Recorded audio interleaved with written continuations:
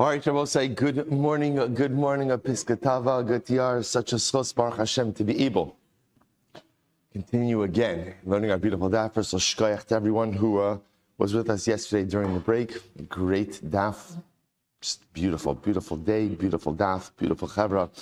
But with this, let us begin. Begin by thanking all of our sponsors for this morning's share. To thank our Talmud Torah sponsors for the month of Tishrei, Yoel and Sarah Kelman, in celebration of completion of Seder Nezikin, and for Besaros Tavos for Am Yisrael, Nathan Perry Smith, in the schos of the entire Kehillah. Our week of learning sponsors, Alan and Sumairit, in commemoration of the yahrzeit of their grandparents, aunts, and uncles, Avram ben Yaakov Akoin, Basha bas Chaim, Yitzchak ben Yaakov Akoin, Vega bas Avram Akoin, Hirsch ben Avram Akoin, Mordechai ben Avram Akoin, and Yerachmiel and Judy Nudelman, Le'iloi Nishmas, Mr. Marvin Schwartz, Mechel Nachman ben Nochum, Zichrono Libracha. We hope that in the merit of our Talmud Torah, all of the Neshama Sadan Aliyah, the families in Nechama, all those who need a refuah Shabbat Kedol, Kol Cholei Yisrael, Kadosh Baruch Hu Shemir Hashem, bring home our hostages, B'Shalom and B'Karov, allow our holy soldiers to be successful, B'Chol Ma'aseh Yedehem, and Halavai we should be zochet to a year B'Soros Tovos. Soros Tovos, Hatzlach Tzad Yisrael. We dedicate our learning in the schos of the Kedoshim who were killed in the terror attack yesterday in Manchester. Those who are wounded should have a refuah shalema. And the Kadosh Baruch Hu Shemir Hashem just shower Shmiri Yisera upon our people wherever we are. V'kabitz nidachinu me'arba kanpos aretz Yisrael lichinu komemios liartzenu. Should be zochem Hashem to a year of protection, a year of providence, and a year of coming back home to Eretz Yisrael together. Plus, with that, let us begin. Today's daf is your test. We have an incredible, really ridiculously amazing daf ahead of us today. I woke up this morning and the first question I asked myself is, what day of slichos is it? Right? It feels like even Art Scroll ran out of slichos in a year like this. So Baruch Hashem, so I don't know what to do with all the time. Well, we started later. So I was going to say, so today's daf is daf your test 19. We made good ground yesterday. It's incredible how much ground I could cover when everyone is half asleep. It's fantastic. It's really, I had free reign. I could have done a different masechta, right? It wouldn't have mattered. So no, just kidding. We will say, so we are, today's daf is your test 19. We are up to, we left off 18b, Yod Ches Amud Beis, about 7 lines up from the bottom. Ravina Amar Mehacha. So we'll say, so remember again, we got into the really fascinating sugya of Big Day Kahuna yesterday, a really incredible sugya. And we'll say, I want to just pause just for a moment, a tremendous shkoyach to our Bal Neila, to Rabbi Gabi Kohn. Baruch Hashem really let us out of the Yantiv.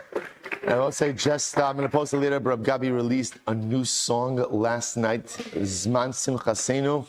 Beautiful. A beautiful niggin for when you're putting up your sukkah, a beautiful niggin for when you're sitting in your sukkah, a beautiful niggin. Baruch Hashem just led us through Yom Kippur, leading us into Sukkot. Shkoyach. So Gemara says, Ravina says as follows. Ravina quotes the pasuk, Ferei pishtim yu al rosham, which literally means linen turbans should be on your head. And I will say, remember again, the question that we're dealing with over here, the Gemara said, the Kohanic clothing has to be bad. And the Gemara says, what's bad? So the Gemara answered, bad is linen. So the Gemara is just trying to figure out, how do you know exactly that bad is linen? So the Gemara went through an entire drasha yesterday, in which we saw. So then the Gemara says over here, this is an alternate source. So the pasuk says you have to wear a turban that's made out of linen. And ultimately, again, pants that are made out of linen. Here's one problem. That's a pasuk in Yecheskel.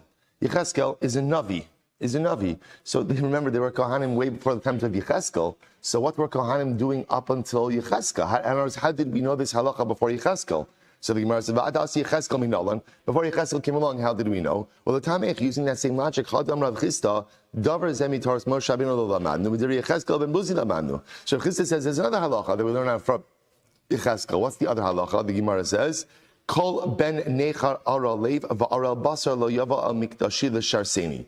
So we'll say, so again, the pasuk says that halacha l'maisa called ben nechar, which is a kohen who's not circumcised. So ultimately, again, how do we know? How do we know that a kohen who's not circumcised is not permitted to serve in the mikdash? So the Gemara quotes this pasuk from Yecheskel. Ad sheba Yecheskel. Minalan, but before Yecheskel came along, where did we know this from? In other words, it's very nice that we're quoting psukim from Yecheskel, but these halachas applied before Yecheskel. So how did I know them then? Ella Gemara Gemirila V'asi Yecheskel V'asmechei Akra. Rather, what happened? There was a tradition that was handed down generation after generation, and Yechezkel was the one who codified it in a pasuk. Hachanami Gemara Gemirah. So over here we had a tradition. What was the tradition? That bad means linen. And Yechezkel was the first one to actually put it down explicitly in a pasuk. Incredible. So the Gemara says, "My lo yachkaru biyaza." It says they should not go ahead and literally put their clothing on. Again, yachkaru means like gird. So it's a good way to start the week, end the week with some girding. So the Gemara says as follows, right? The Gemara says they're not supposed to gird, right? Biyaza. What's yaza? So the Gemara says incredible. Amar Abaye, lo yachkaru b'makom shemazian. They have to put on the big day kahuna, specifically the avnate, the belt, in a way that, in a place in the body where you don't sweat. Remember again, with linen clothing, if the belt is tied in the wrong place, they'll schwitz right through it. So you have to put the belt on in a place where the body doesn't accumulate too much sweat. Where is that? When the Kohanim put on the avnate, the belt, you don't put it too low. Now, too low usually means like the area by the stomach and the hips, right? Because there could be a little bit of extra flesh, and that could go ahead and cause an accumulation of shvitz. You also can't put it above your elbows. Now, obviously, you're tying the belt on your chest, torso area. So above your elbows would obviously mean like above this area over here. The problem with that is then you get into armpit issues where there could also be an accumulation of sweat. So where should you put the belt? Ella, top of your test, 19a. Ella kineged atzili yadein. This is very interesting. The avnate was tied opposite the elbows. In other words, on the area of the torso, chest, right where the elbows are. So it's interesting. The Kohen did not wear the avnate, the belt, where we classically wear a belt, like around the waist. Rather, they wore it actually a little bit higher up. Incredible. So the Gemara says, Amar Ravashi, Amar li Huna bar Nasan. Let's listen to this. So Ravashi said like this. So one time, Huna bar Nasan told me that the Gemara says, is gadar malka. One time, so well says incredible. This Huna bar Nasan was saying that one time I was in front of Gadar the king. Who's Gadar the king? Rashi says, Kach Shmo umelech Parasaya. He was a Persian king. I was once in front of the Persian king, and what happened is incredible. V'hava madli li heminoi v'tisin heli. And apparently he thought I was wearing my belt too high, and he pulled down my belt. Now again, usually ask first, right? But Lamais, I guess if you're king, you can do whatever you want. So he pulled down my belt. V'amarli, Paul says, so beautiful. V'amarli, mamlechas kohanim v'gai kadosh ksiv b'chu. About your people, Klal Yisrael, it is said that you are a nation of priests and a holy nation. So essentially the Persian king was saying, dress the part. If you're going to be a mamlechas kohanim and gai kadosh, dress like it. You're wearing your belt too high, pull your belt down and dress appropriately. I both say, there's so much in this story. Number one, I both saying, dress the part. We take pride in the way that we dress. We take pride in the way we dress for work. We take pride in the way that we dress for shul. We should take pride in the way that we dress every single time we come before the Ribono Shel Olam. A Yid is mamlechas kohanim v'gai kadosh. It doesn't matter what day of the week. It doesn't matter what time. It doesn't matter. We take pride in the way that we present, and we take pride in the way that we come before our King. The other piece the Gemara says is something amazing, which is that there will come a day where the nations of the world will recognize our greatness. They will. Right now, what we often experience is the exact opposite. But it's so important for us. We are a forward-thinking people. And the world realizes it deep down, which is so much of the source for the animosity, the hatred, and the anti-Semitism. But one day, and Emirat Hashem, that day will come soon, the world will say, Klal Yisrael Yidden, you are a mamleches kohanim v'gai kadosh. Ki asoi, kamei da meimar, when I came before Meimar, Amarle, akayim b'cha, v'hayu malachim omnayich. The pasuk that is stated in Yeshaya, that says, literally again, kings will be your caretakers. So this is a reference, ultimately, again, kings will be your caretakers means what? That Lamaisa, again, the day will come where the nations will take care of you, and even the Gentile kings will take care of you. It seems like an impossible dream based on what we see right now. But Rabbi say, what a chizik. What a chizik, right? As we come home to Yom Kippur, yesterday, right, Matzah Yom Kippur, we come back to such tragic news for our people, and yet, again, what's the first daf? HaKadosh Baruch Hu again soothes us and said, you know what, it hurts now, but in Meretz Hashem, you will see that the great day will come when the nations will not only stop harming you, but they will put you on a pedestal and recognize your greatness. Incredible. Halavai. Tanan Hassam. Some really interesting cases over here. A lot of great Kohanic cases. A Kohen got an injury on his finger. So it says, what's the halacha? He's allowed to tie, gemi is like a piece of grass, like a reed. He's allowed to tie a reed around his finger. Essentially, he could bandage it. Now, what's the chap of this? Medina. So this is talking about on Shabbos. Now, remember again, in general, the halacha is on Shabbos, you're not allowed to engage in medicinal healing. Why not? Gzeira of schikas samemonim. Ultimately, again, it's a gzeira that you may come to go ahead and grind up herbs. So therefore, again, you can't do any kind of medicinal healing. That is a din d'Rabbanan. Dinei d'Rabbanan do not apply inside of the Beis HaMikdash, which is incredible. Therefore, halacha l'maisa, a Kohen could bandage his finger with a piece of reed grass on Shabbos, but not outside of the Mikdash. That's what it means ultimately, about lo b'Medina, not outside of the Beis HaMikdash. Then l'hotzim et adam, but again, if he's wrapping something around his finger to extract blood, then kan v'kan aser. Then ultimately, both in the Mikdash and outside of the Mikdash is going to be aser. Why? Because the act of blood extraction is one of the lamates malachas, which is what? Shchita. Therefore, that is biblically prohibited, and obviously biblical prohibitions do apply inside of the Beis HaMikdash. Incredible. Amar Rabbi Yehuda Bar Rabbi Chia, lo shana ela gemi. That's only true if it's a piece of reed grass. Aval tziltzul katan have yiter begadim. This is very interesting. Now, we'll say tziltzul is literally a belt. So it means a little belt. What it really means is like a bandage, right? So this only applies to a piece of reed grass. But if you go out and you put on a bandage is problematic. This is very interesting. Why is a bandage problematic? Because wearing a bandage looks like or has the halachic designation of wearing an additional article of clothing, right? And we saw in yesterday's daf that ultimately, again, when the Kohen wears his clothing, he has to wear the exact number of garments. He can't wear any more or any less. Fascinating. Rabbi Yochanan said, no. Lo amru yitur begadim ela b'makom begadim. Aval shlo b'makom begadim lo havi yitur. So Rabbi Yochanan disagrees. Rabbi Yochanan says, no, the only time there's a problem with additional garments is when you're wearing something additional in a place where garments are normally worn. But if you're wearing something additional in a place where garment is not normally worn, then there's no problem of yitur begadim. So remember again, on your fingers, there's no big day kahuna, and therefore the act of putting a bandage on your fingers is not a problem. One second, there is a problem. What's the problem? Even though there's no begadim on the hand, when a Kohen does the avoda, there can't be anything that interposes between his hand and, let's say, the klishares, right? The service utensil. If he has a bandage, isn't that going to be a chatzitza? Not a problem. Bismol. It's on his left hand. It's on his left hand, so he's doing the avoda with his right. Inami, or the other possibility, shalom makam avoda. Or we could be talking about a situation where he's not actively doing the avoda right now. Okay. So Gemara says, "Upligi the Rava," and this argues on Rava, because what Rava said, "Amar Rava, Amar Chista, b'makom begadim afilu neima achas chotzetzes." Rava says like this. Rava said in Rav Chista that on a place where the Kohen is wearing his begadim, ultimately again even one thread goes ahead and creates a chatzitza.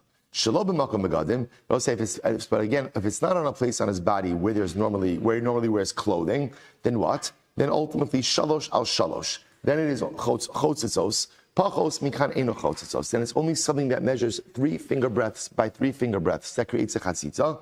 But anything less than that does not create a chatzitza. So the Gemara says that's a statement of Rava. Ad Rabbi Yochanan vadei please. Obviously, this contradicts Rabbi Yochanan. Ad Rabbi Yehuda Rabbi Chia. Mi lema de pligi, but our Rabbi Yehuda, son of Rabbi Chia, ultimately again does it contradict? Shiny tziltzul katan dechashiv. It's possible because a small bandage, even if it's less than 3 finger breadths by 3 finger breadths, may pose a chatzitza issue. Why? Because it's chashiv, because it has an importance.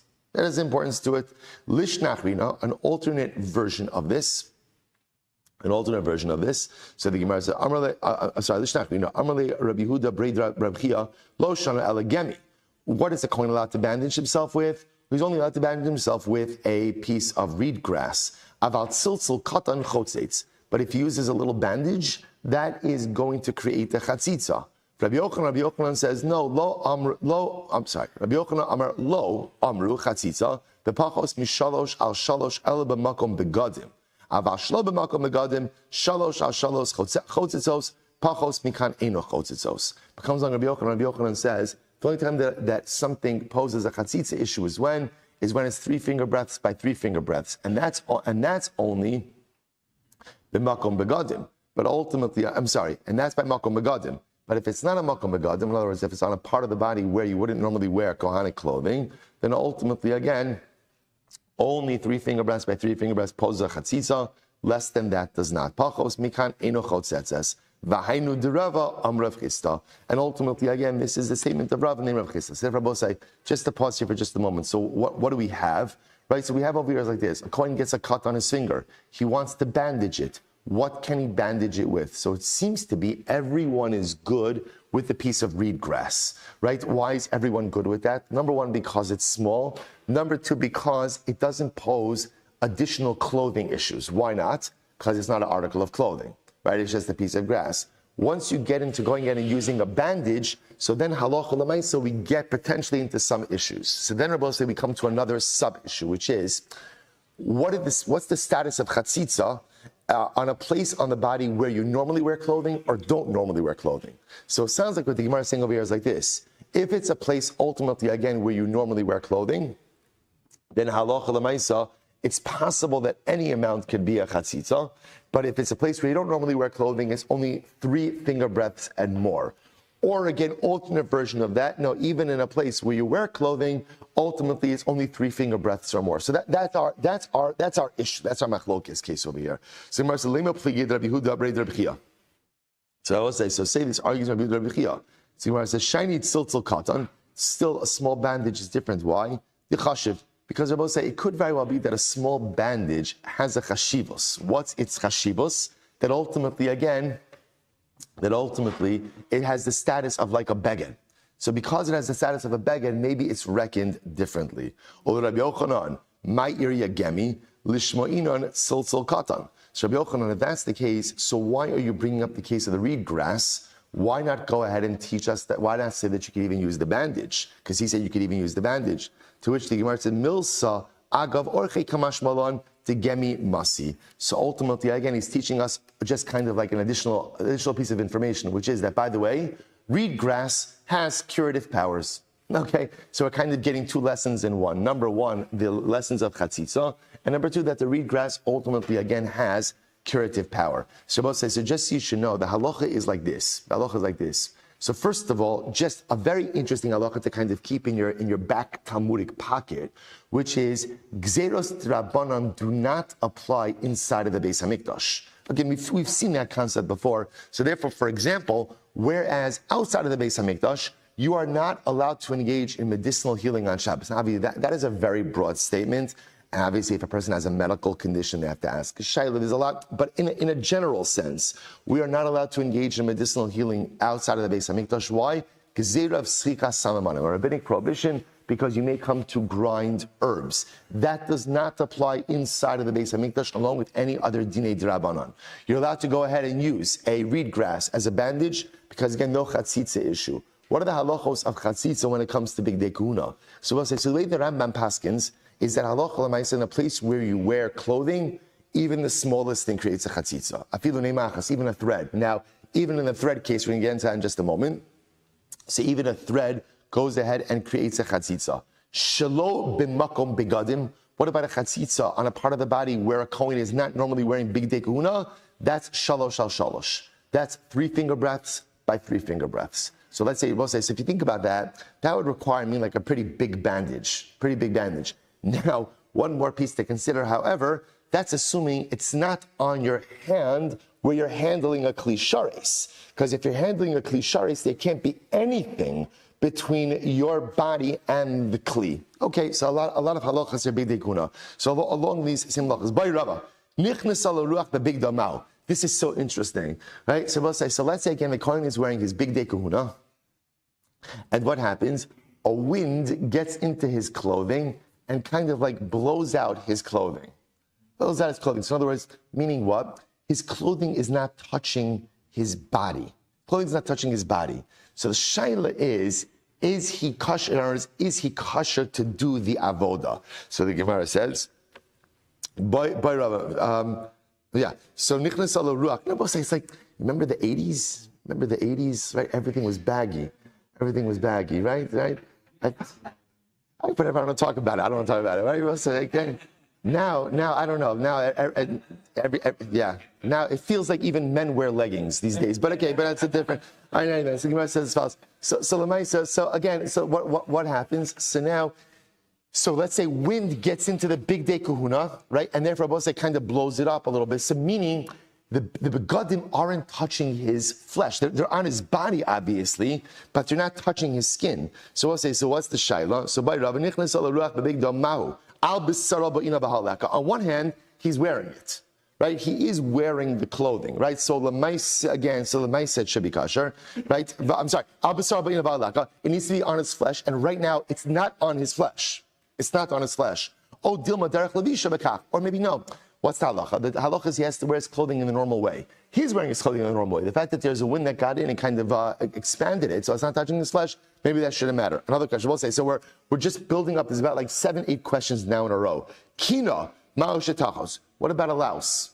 Kohen has a louse on his body, right? Does that create a chatzitza? So Gemara says, if it's dead, then obviously that's chatzitza, right? Why? Because you don't want that there, right? First white line, will say, what happens if it's a living louse? On one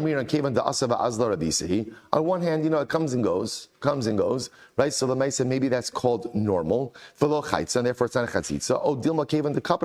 Or on the other hand, no. Generally, a person is makbid on not having a louse on their body, so maybe again that is a chatzitza. Okay, next, afar ma'ushiyachos. What about dirt?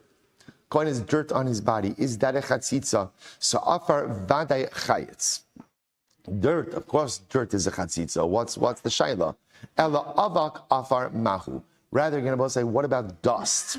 So here they've seen dirt and dust, right? So dirt is mamish like a mamashas over there. There's like a substance to it, right? Dust is just dust. So is dust chotzeitz. Okay, next. So the Gemara is leaving all of these. These are all open-ended questions. Next, beis hashechi ma'u sheyachotz al bisaro. Sorry, ma'u sheyachotz. So we'll say, what about your armpit? Now, interestingly enough, what's the armpit case? If you look at Rashi, about 4 lines up from before it gets wide, Beis Hashechi Maushi Yachus, Avir Beis Hashechi Kegon Batis Ra'osav Shel Chalugo Shu Racha Ve'ino Nogeh Beis Hashechi. So it's actually interesting. What happens if the big dekuna are such that, let's say, the shirt, really the tunic, doesn't extend up into the armpit? Like it hangs down. There's like the shirt part is just low, it hangs down. It hangs down. So what is that? So the Gemara says, so Beis Hashechi Ma'u Sheichos al B'saro Ba'inon V'halek. On one hand, maybe you need the clothing on your flesh. In other words, you need it a little bit more, just like tighter fitting, and therefore needs to hug the body a little bit more. And if it's too loose on the armpit, it doesn't fulfill that requirement. Oh, Dilma Derech Levisha V'kach. Or no, that's common. In other words, people sometimes wear their clothing like that it's not snug in the armpit. Okay. Hanichnas Yadol Socheko Mahu. This is very interesting. What happens if the Kohen puts his hand inside of his garment? So let's say, for example, he puts his hand inside of the tunic so that his hand is on his body, in between his body and the garment. So what's the halacha in a case like that? Mahu, gufo michayitz olo. So we'll say, ultimately, again, can your own body ultimately, again, create the chatzitza? That was interestingly enough, that happens to... That shaila comes up in a number of different, you know where this comes up the most?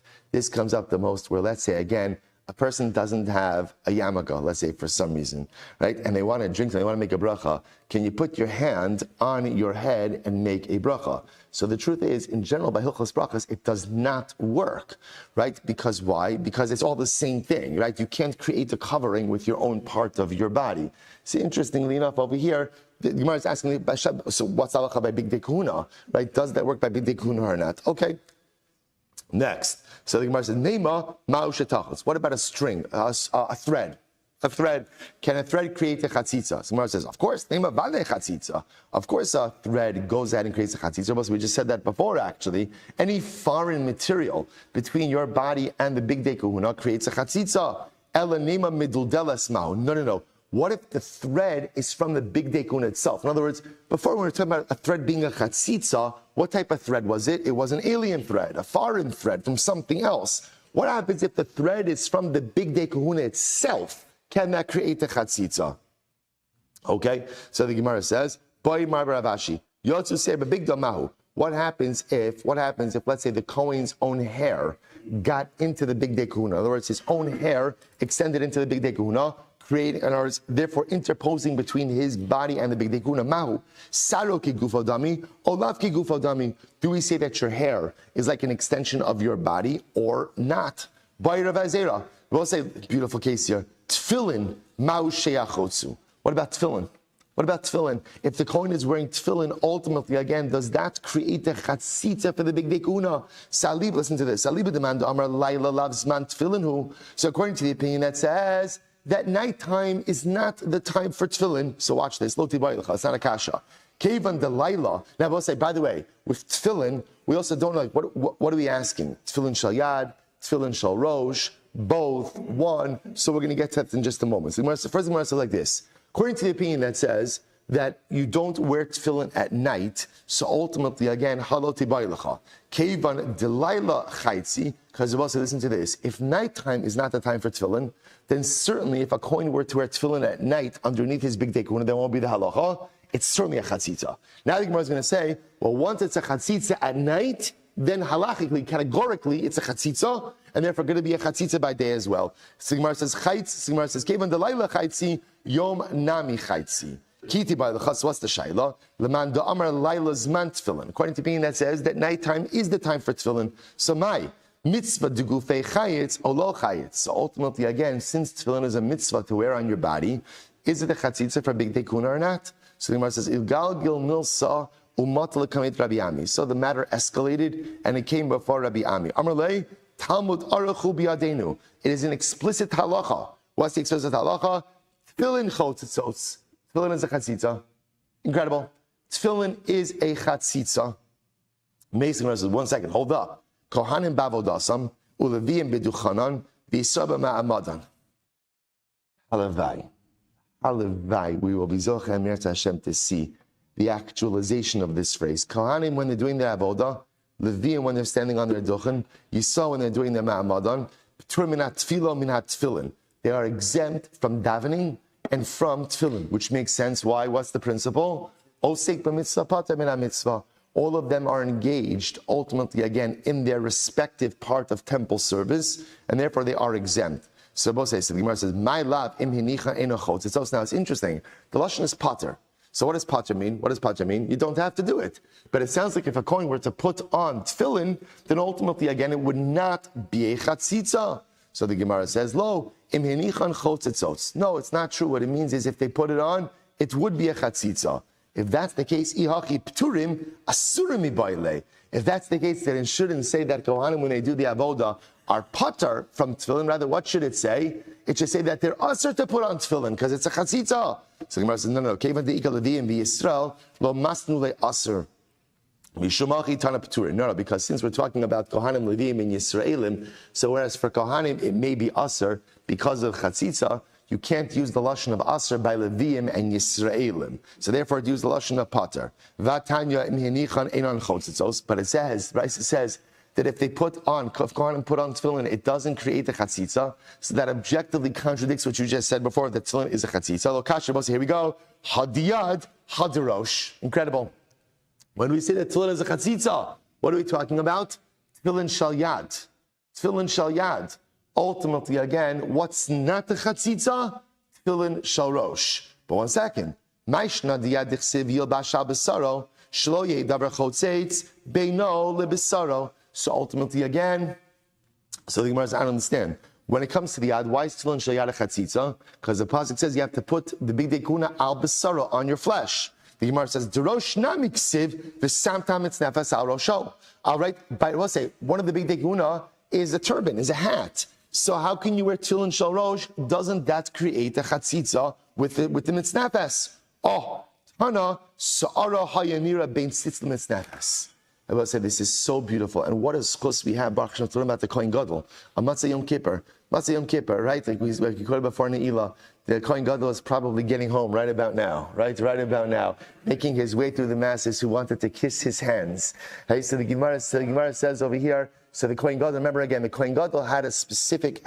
He had one of his unique vestments was what's called the tzitz. The tzitz is the metal plate that sits on his forehead that says Kodesh LaHashem.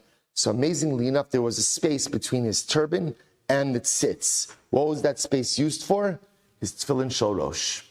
His tefillin shel rosh. So the Gemara says, Sarah hayonira bein tzitz l'mitznefes. So his hair was visible between the tzitz and between the mitznefes. Amud beis Rabosai shesham manichin tefillin. For it is there ultimately again that the Kohen puts on his tefillin. Said Rabosai, interestingly enough, Sa'alocha l'maisa, when the Gemara speaks about tefillin being a chatzitza, it's a reference to tefillin shal yad. But it appears that tefillin shal rosh can be put on in a way that does not interfere with the big kahuna, and therefore ultimately again does not serve as a chatzitza. Incredible. Well, I'll just point out something amazing. How beautiful is it that we're learning the halachas of chatzitza, Matzah Yom Kippur. You know, it is important to understand Yom Kippur is over, but tshuva is not. And I think for many of us, one of the fascinating dynamics of this time of year is that we finish Yom Kippur, and I think for many of us, it's the first time that I actually have explicit clarity about what I have to do, right? My Kabbalah ala asid, like we spoke about by Kol Nidre, my plan for the future, okay? I did my tshuva, I made amends for all the things I did wrong. My slate is absolutely, unequivocally crystal clear. It's perfect, it's beautiful, it's pristine. And now I actually know what I have to do. And one of the things we have to work on, many of us have to work on, are what are the chatzitzas in life? Because we walk around with a lot of chatzitzas. We walk around with a lot of things that interpose. There's a lot of blockages. And sometimes before I have to go ahead and do the asay tov and engage in the positive dynamic activities, I have to figure out what is being chotzeit between me and HaKadosh Baruch Hu, what's being chotzeitz between me and my fellow Jew, what's being chotzeitz between me and myself. And now after Yom Kippur, I have the clarity, now I know my chatzitzos. And now, of course, comes the sacred mission of trying to remove them. Because if you don't remove the chatzitzos, you can have the most beautiful big dekun, you can have all the proper accessories for religious, spiritual development, you can have all the tools you need for success, but if I can't get rid of my chatzitzos, I can't move myself forward. Halavai, we should be zocha. So the Gemara goes weiter. Gemara says, Mechusar Kippurim. Next, going down the list. We're not finished with Kohen Gadol yet. Mechusar Kippurim. So remember again, this is someone who was tamei and is missing their karbanos. Azav, Metzora, Yoledes. So such a person ultimately again is, not Yoledes, but again, such a person is not allowed to do the avodas. Where do we know this? From Amrafuna Makra, the Chipra Allah Kohen Vitahira. This is actually by the Yoledes. The pasuk says the Kohen will atone for her and she will be purified. Tara Michlal Shitmea, which indicates to us that up until the point that she brings her karbanos, even though again, she's waited the requisite time, she's gone to the mikvah, but ultimately, again, because she has not brought her karbanos, therefore, she is still in a quasi-state of tumah. So point over here is you see that someone who has to bring their karbanos, even though they've waited the requisite time, they've gone to the mikvah, halacha l'maisa, again, they are still in a quasi-state of tumah, and therefore, if a kohen does his avodah in this state, the avodah is invalid. Incredible. And if a kohen did not wash his hands and feet, so the avodah is pasul. Oh, the famous Gzeir Shava of Chuka, ultimately again, from Mechusar Begadim, Shtuya Yayin, there's a lot of stuff that comes out of that Gzeir Shava, and therefore again, if a kohen did not wash his hands and feet, his avodah is invalidated. Then Rabbanan, Kohen Gadol Shelo Taval, Abosai, this is ridiculous. Kohen Gadol Shelo Taval, V'Shelo Kidesh, Bein Beged LeBeged, Ubein Avoda LaAvoda. Abosai, Yom Kippur. So if a Kohen Gadol did not go ahead and did not immerse in the mikvah, or did not wash his hands and feet between the changes of clothing and between each of other. Take a look at Rashi. This is wild. It's absolutely wild. First short line, Kohen Gadol.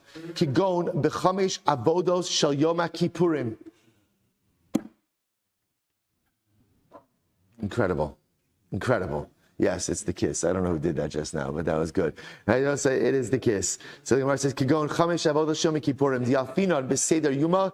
Shu Mishnah Mishanim b'Migdei Zav leBigdei Lavan, or MeBigdei Lavan leBigdei Zav. The Kohen changes ultimately again from gold clothing to white clothing.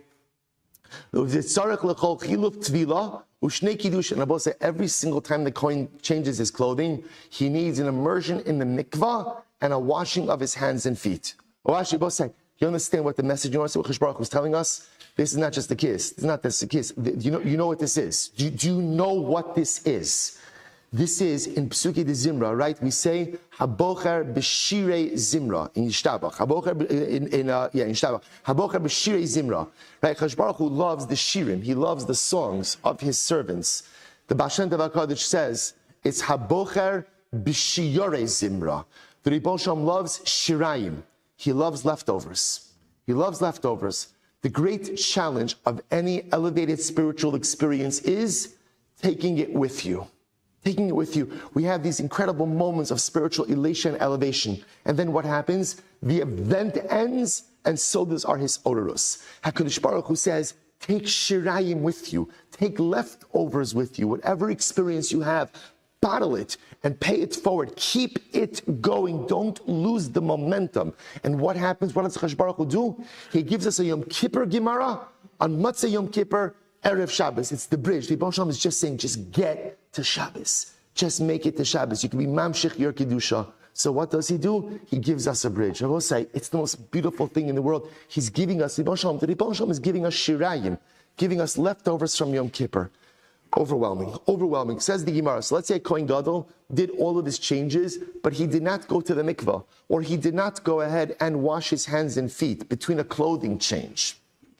So what's the halacha? V'avad, and he does the avodah. Avodah kshera. Incredible. The avodah is still kosher. Mar says ve'echad Kohen Gadol ve'echad Kohen Head. Yod shlo kiddush yadav raglav shachris v'avad avodah psula. However, any Kohen, a regular Kohen, a Kohen Gadol, if you do not do the initial hand and feet washing in the morning when you come into the Beis HaMikdash and you do the avodah without that, ultimately the avodah is possible. So we'll see here the distinction.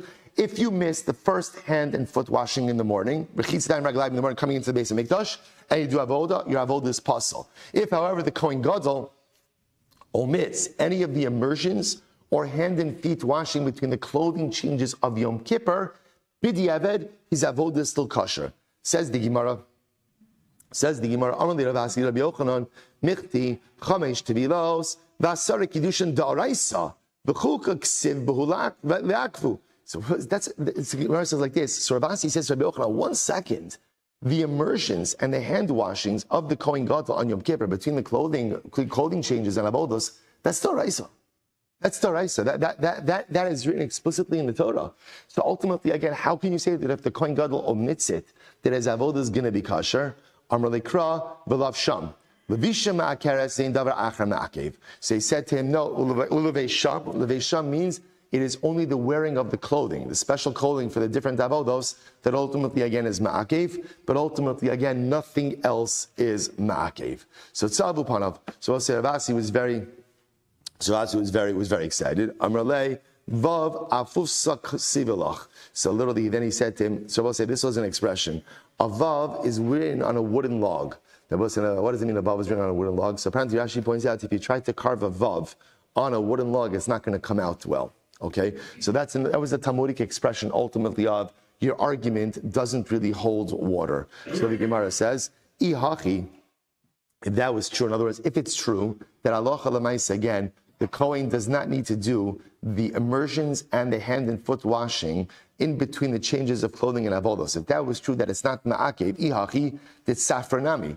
I don't understand. Then even if he omitted the first one in the morning, ultimately again, the avodah should still be kosher. In other words, both saying, what the Gemara is saying is like this, is all of the hand washings and all of the tefillah should be treated the same. So iman of shach, if you tell me that if the Kohen omits the immersions and he omits the hand and foot washing between the clothing changes and avodos, and that's not ma'akev, then even if he misses the first one in the morning, it shouldn't be ma'akev as well. And if he missed the first one, the avodah should still be bidi eved kasher.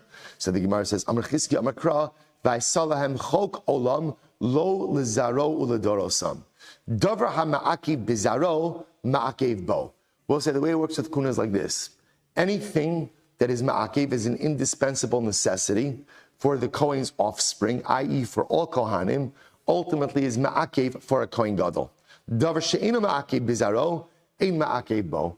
But something that ultimately, again, is not ma'akev for his offspring, even regular Kohanim, is not ma'akev for the Kohen Gadol. So therefore, I both say, hand and foot washing in the morning, rechitzas yadayim v'raglayim, first thing in the morning when you come to the Beis HaMikdash, that is something that applies to all Kohanim.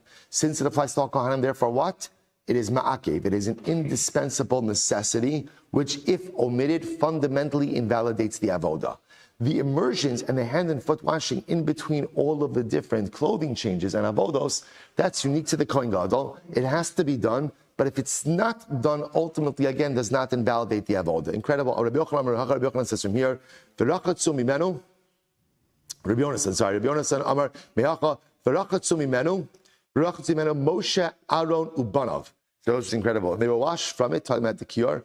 Moshe, Aaron, and his sons. Davar ha-ma'akev b'banov, ma'akev bo. Davar she'inu ma'akev b'banov, inu ma'akev bo. Essentially, it's the same drasha, just different pasuk. Something that ultimately, again, is ma'akev for his sons, i.e. all Kohanim, is ma'akev for the Kohen Gadol. But something that is not ma'akev for other Kohanim, ultimately, not ma'akev for the Kohen Gadol. Incredible. Rabbi Yonasan, my time lama medechizkia. So we'll say, so now, interesting enough, they're both saying the same thing, but from different sources. So why didn't Rabbi Yonasan, why didn't he say from Chizkia? So that's written for future generations. V'idach, my time below Amar Mehai, and why didn't the first opinion learn from the second pasuk? Listen to this, because he learns out a different halacha from Moshe, Aaron, Ubanov. What does he learn? So I mean, this is very interesting. Kol kiyar she'ein bo kidei lekadesh arba kana mimenu ein mekadshin bo. The Rabbi say, in order for the kiyar, the basin, the wash basin, to be kosher, a wash basin has to have a minimum dimensions that 4 Kohanim have the ability to wash from it at the same time. Where do you get that from? Shene'emar v'rachatzu mimenu Moshe, Aaron, Ubanov. Right. So ultimately, again, because the pasuk says from the kiyar, who's supposed to wash from it? Moshe, Aaron, and Aaron's sons. Sons, plural, 2. So a kiyar, minimum dimensions of a kiyar, ultimately, again, require the ability to go ahead and wash 4 people at the same time. So Rabbi says, so an incredible halacha l'maisa v'yom kippur that comes out over here. So first of all, we learn that, again, rechis is daim raglayim, washing of the hands and feet first thing in the morning, indispensable necessity. And if you omit it, halacha l'maisa, the avoda is pas. The avoda is pasul. That's number 1. Number 2, however, if the Kohen omits any of the immersions or hand and foot washings in between clothing changes or avodos, bidi eved, his avoda is kosher. Incredible. First white line, Keitzad mitzvahs kiddush. So this is such a beautiful Gemara. How do you perform the mitzvah of kiddush yadayim v'raglayim, of sanctifying the hands and feet? How do you do that? Wash the hands and feet. So maniach yodu hayimanis al gabi raglo hayimanis, v'yodu asmalis ayadei raglo asmalis umekadesh. Okay, so what do? You put your left hand on your left foot, your right hand on your right foot. It's like twister, right? So you go ahead, and I will say, now watch this, umekadesh. And what you're doing over here is then you turn on the water, and you wash them simultaneously. In other words, you wash your hand, the Kohen washes his hands and feet simultaneously. One stream of water, washing them simultaneously. So the Gemara says, Rabbi Yossi, listen to this. Rabbi Yossi Behuda Omer, this is wild. Rabbi Yossi says, no, that's not how you do it. How do you do it? Maniach shtei yadav zu agavzu, v'al gabe shtei raglov zu agavzu umekadesh. Rabbi Yossi, this is wild. Rabbi Yossi says, you put one hand on top of the other, and one foot on top of the other, and that's how you wash literally everything simultaneously. They said, that sounds great. There's only one problem. Amrulo hiflagta. After the aspas came. That's too much. It's not possible. You're going to fall. You're going to fall over. You're going to fall over if you try to do that. There's no way for a regular person to balance themselves like that. The Gemara says, Shapi ka'amrele, ultimately, again, he's saying good. He's saying good. So Rabbi Yosef v'chavero Messiah. No, what it means, Rabbi say, is when the Kohen is washing, his friend always helps him. His friend always helps him. So what ends up happening over here is that, again, Kohen number one is washing, literally 1 foot on top of the other, one hand on top of the other, and his friend is holding him up. Let's say his friend is holding him up. That's the only way to do this. So the Gemara says, "My benayo." What's practical difference between them? Am Rabaye amida minatzad ika benayo. So it says apparently the fundamental nafkamina is a Kohen permitted to go ahead and wash assisted? In other words, does he have to wash standing of his own strength, or is he allowed to be supported by someone else? So the first opinion that said he puts his right hand on his right foot, left hand on his left foot and wash that holds that Kohen has to wash unsupported. Second opinion says, no, he could even be supported. The Gemara says, V'leisav Mesav. I don't understand. I have a much easier fix to all of this. What is it called? It's called the bench, right? It's just called the bench. Let him sit down, and then you can do whatever you want. To which the Gemara says, V'leisav Mesav Ulakadosh. Amakra, the Sharis, Shiris Mu'umatu. Ultimately, again, the Gemara says, Halacha L'maisa, no, because So ultimately, the washing of the hands and feet is called a form of sheirus, called a form of service. Because it's called a form of service, just like avoda has to be done standing up, so to halacha l'maisa, again, the washing of the hands and feet have to be done standing up as well. So we'll say, how do we paskin? Ultimately, again, we paskin like the first opinion, like the Tanna Kama, that the way Kiddush Yadayim Raglayim was done was Yado Hayimanis al Raglo Hayimanis, Yado Hasmalis al Raglo Hasmalis, right hand on right foot, left hand on left foot, hand and foot are washed simultaneously, standing. If a Kohen required assistance, so again, that's a whole discussion in the poskim itself, but I will say, but Aloch L'maisa, that's how Kiddush Yadayim was done. I will say, just to point out, just understand what you'll say to yourself, that's fine, but I'm not a Kohen. What does this matter to me? So it doesn't matter to us. Why? First of all, everything matters to us because it's Torah. But also, the halach is we do Netilas Yadayim every single morning. We wash our hands every morning. There are different reasons given for Netilas Yadayim, right? One reason is Ruach Ra, there's a spirit of impurity because a person goes to sleep. Sleep is 1/60th of death. But one of the other concepts by Netilas Yadayim in the morning is because when we wake up and we enter into the world, each of us are like Kohanim, entering into the avoda.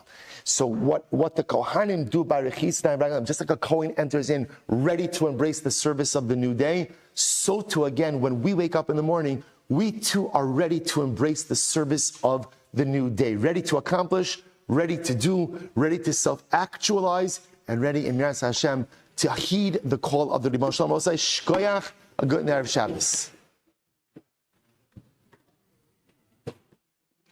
All right, Chebra and Zoom, good Shabbos, everyone. Perfect. Shkoyach. Good morning.